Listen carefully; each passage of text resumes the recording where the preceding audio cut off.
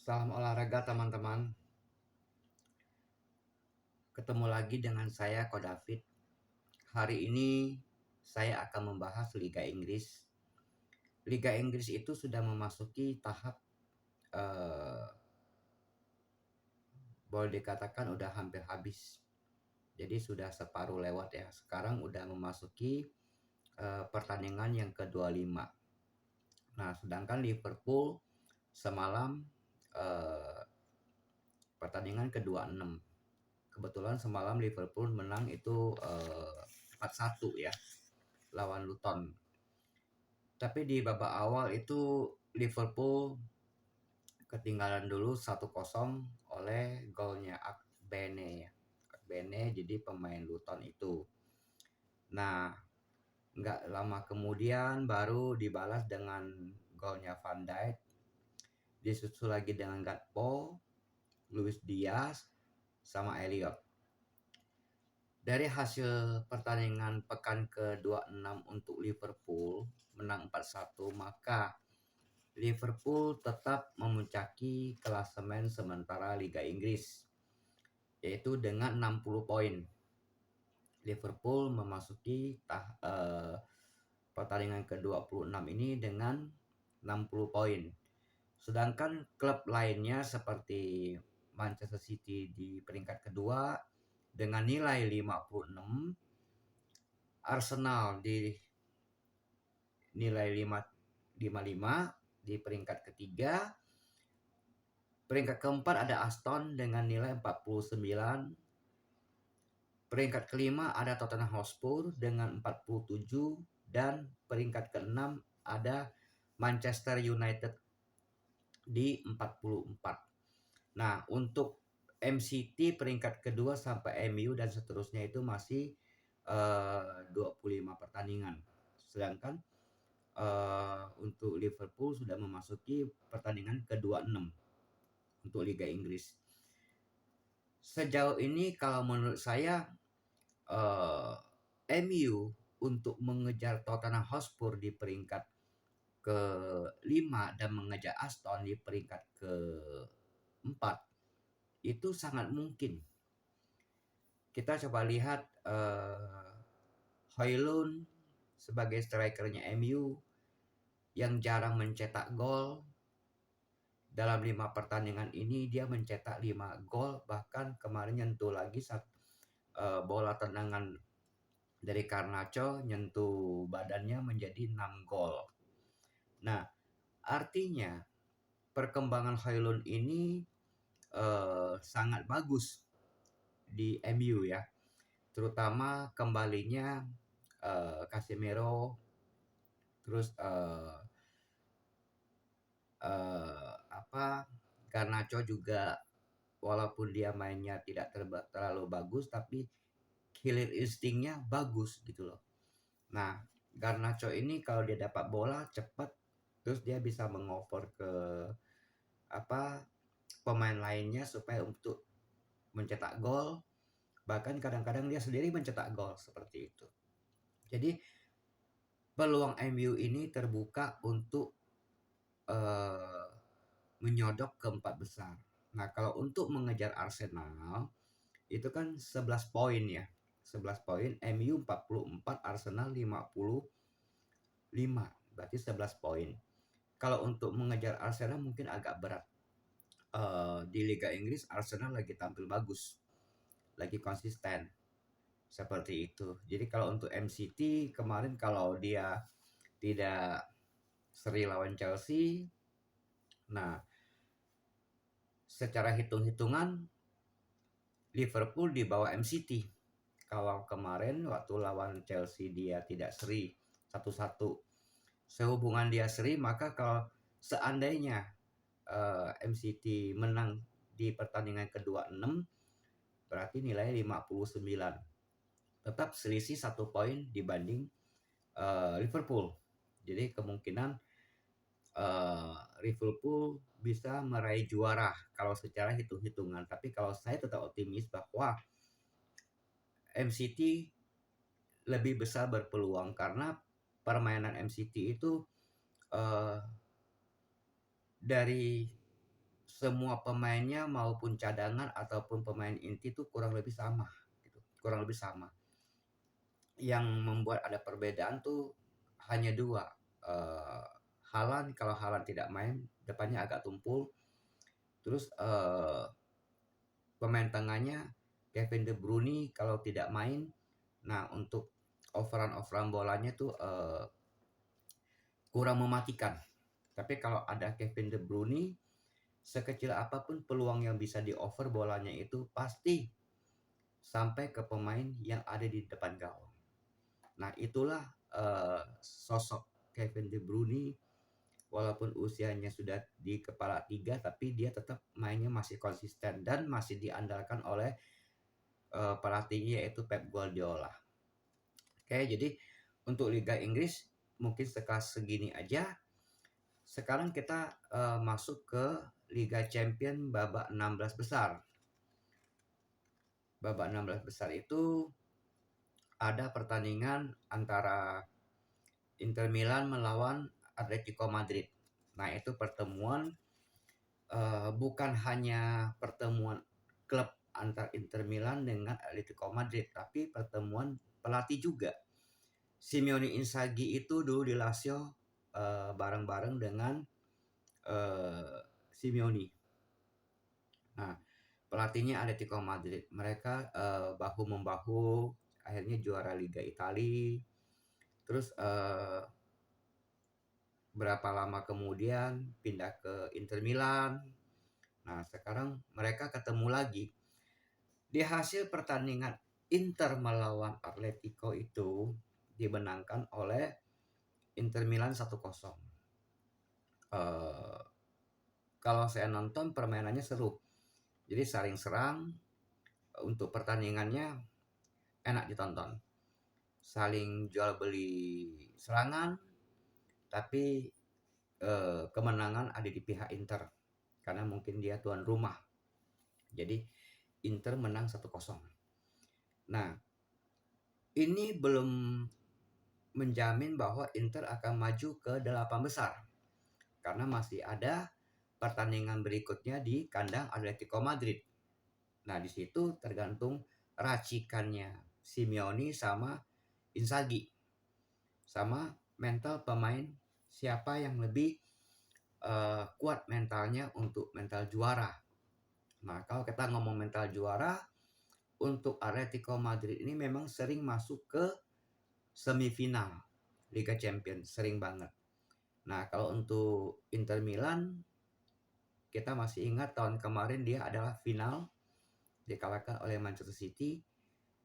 Untuk tahun ini Inter Milan memang sangat bagus, permainannya bagus, walaupun beberapa pemain intinya pergi dari klub, artinya pindah ke klub lain seperti Onana, seperti backnya juga yang pindah ke PSV itu. Nah, jadi PSG ya, sorry bukan PSV, PSG. Jadi tergantung mental dari pemain aja yang lebih kuat, mental juaranya ada, kemungkinan dia akan besar. Nah, kalau Inter kan di kandang Atletico Madrid hanya butuh angka seri aja. Seri udah pasti masuk, melaju ke babak berikutnya. Nah, untuk pertandingan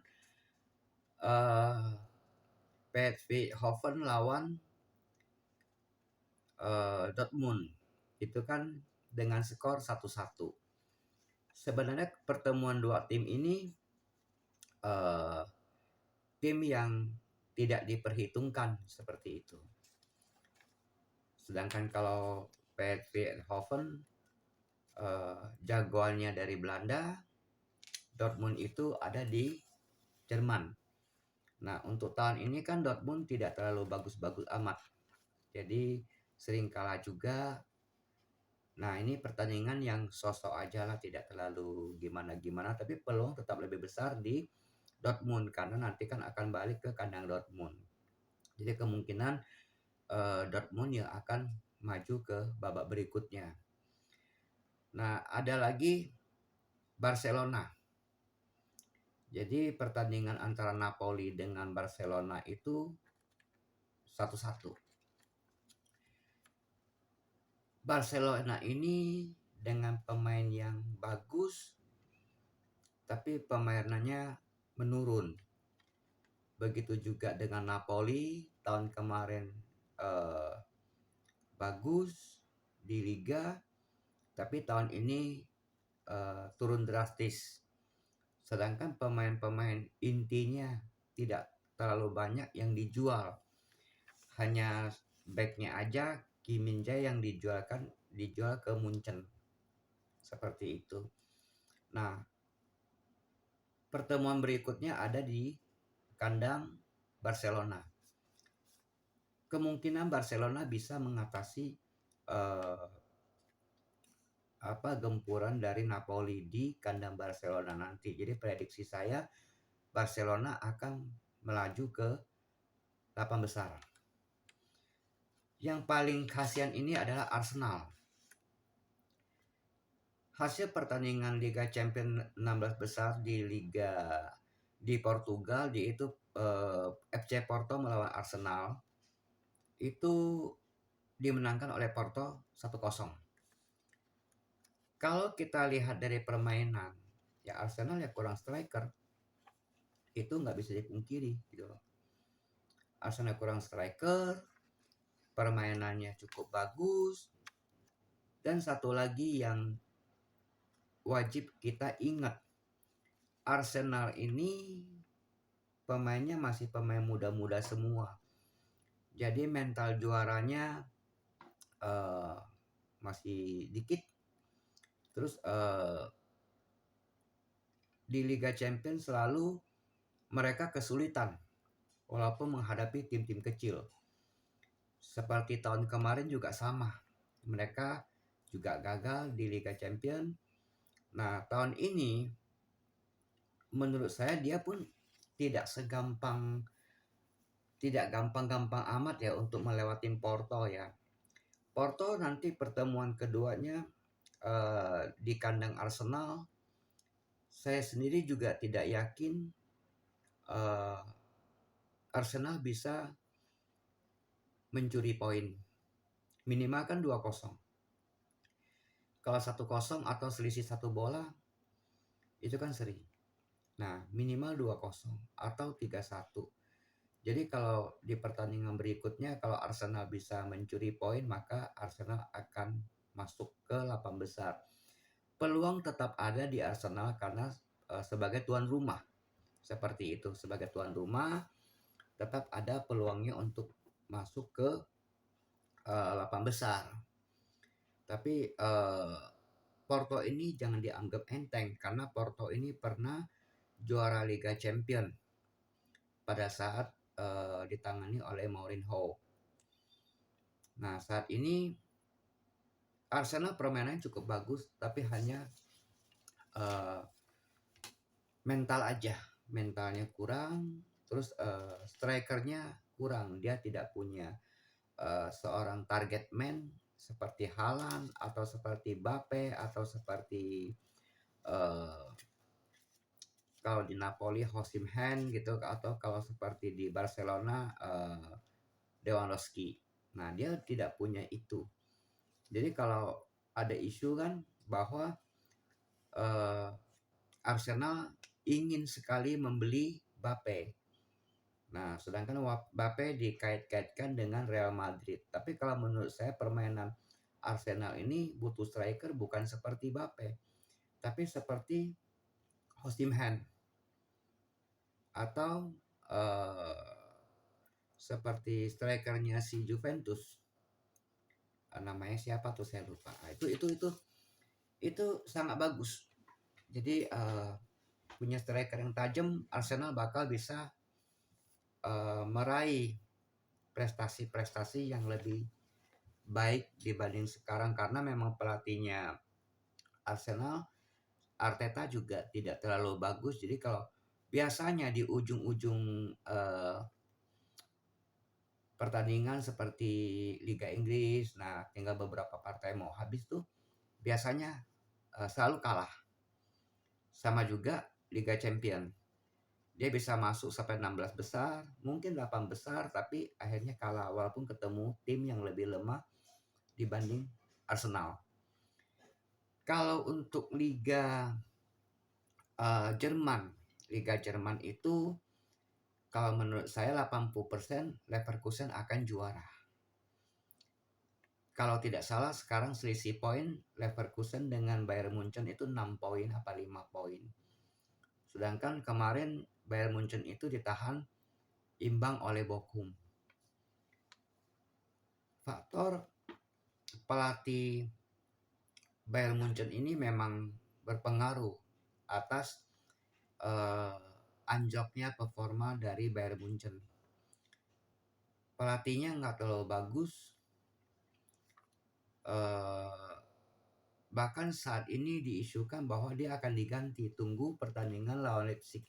Apabila Bayern Munchen menang lawan Leipzig, kemungkinan Tuchel akan dipertahankan. Tapi kalau kalah lawan Leipzig, Tuchel akan diganti oleh pelatih yang lain. Bayern Munchen sangat ingin sekali untuk merekrut pelatihnya Leverkusen, yaitu Xabi Alonso. Tapi menurut saya tidak mungkin karena masih belum selesainya kompetisi. Nggak mungkin Xabi Alonso meninggalkan Leverkusen di pertengahan jalan. Minimal dia akan bawa Leverkusen juara dulu.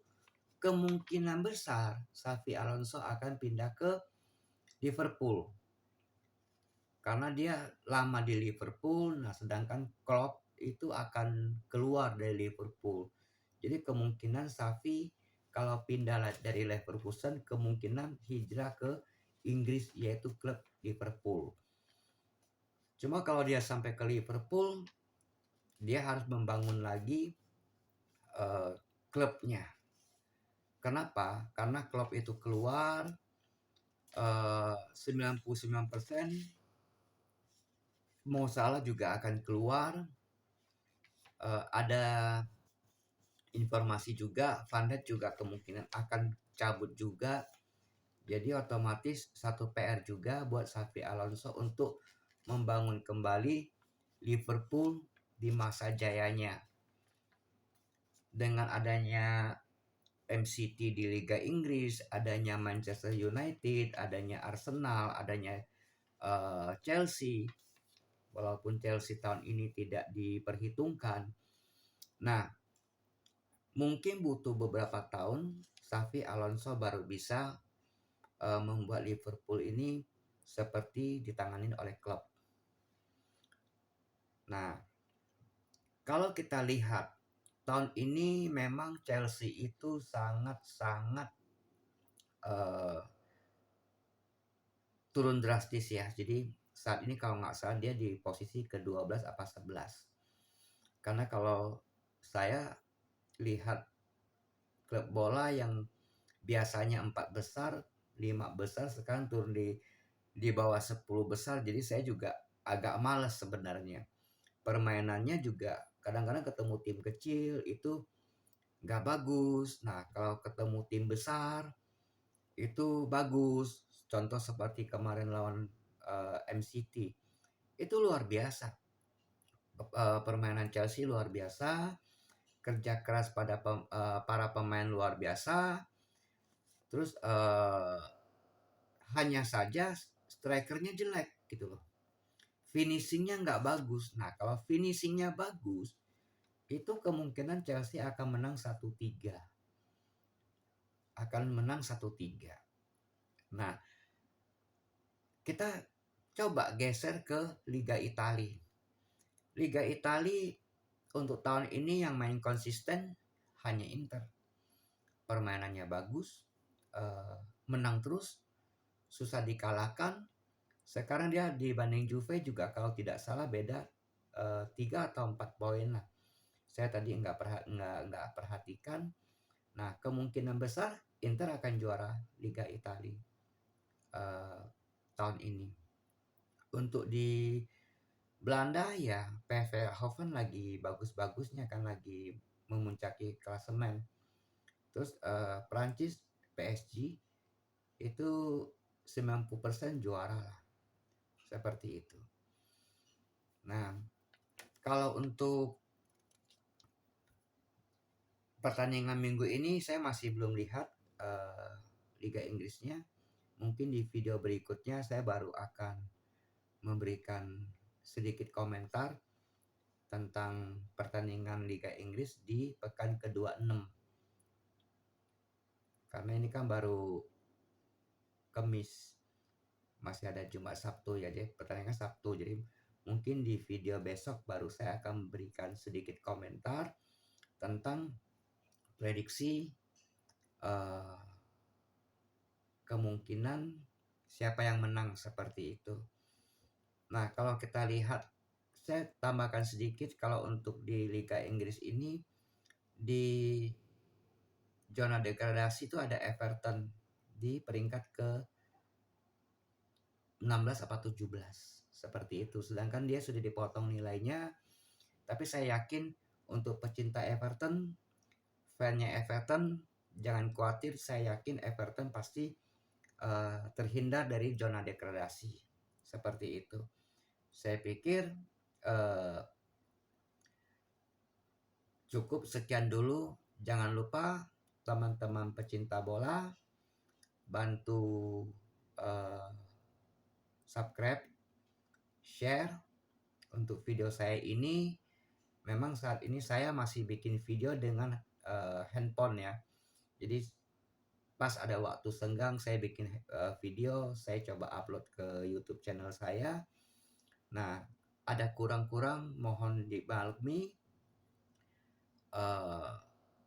karena memang saya pecinta sepak bola. Jadi untuk timnas terus berjuang, kita doakan semoga timnas kita itu yang U23 bisa terbang tinggi di Piala Asia di Qatar. Sebagai orang Indonesia pecinta sepak bola, timnas, kita doakan semoga Garuda Muda ini bisa terbang jauh lebih tinggi. Apalagi Sintayong sudah senang banget dikasih fasilitas yang luar biasa. Kemarin juga saya sempat nonton video dari Bung Ropan bahwa beberapa pemain sudah bisa ikut memperkuat U23 di Piala Asia. Jadi terutama Pratama Arhan itu klubnya mengizinkan langsung. Nah, sedangkan klub luar negeri aja bisa mengizinkan pemainnya untuk timnas Indonesia untuk perkuat timnas ya. Kenapa tim-tim yang Liga 1 ada 2 kalau nggak salah itu mempertahankan pemainnya tidak mau melepas gitu loh. Nah, cobalah untuk klub Liga 1 yang pemainnya dibutuhkan oleh Sintayong untuk perkuat Garuda Muda, tolong bantu diizinkan supaya Garuda Muda ini bisa meraih prestasi yang jauh lebih tinggi. Oke, sampai jumpa di video berikutnya. Terima kasih.